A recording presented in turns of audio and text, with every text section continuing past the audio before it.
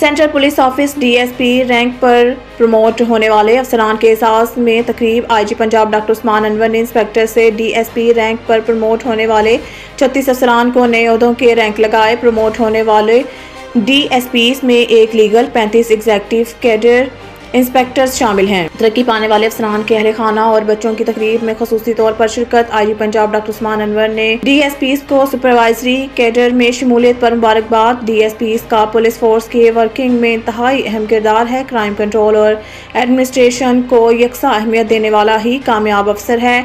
Joint control, इंतजामी अमूर, public service delivery के लिए जदीद टेक्नोलॉजी का मौसर इस्तेमाल यकीनी बनाएं।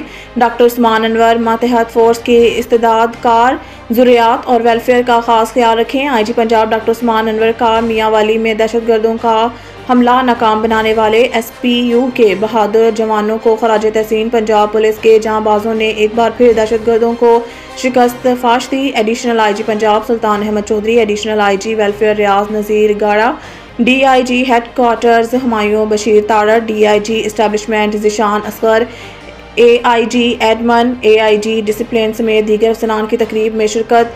Bureau report IG office Lahore.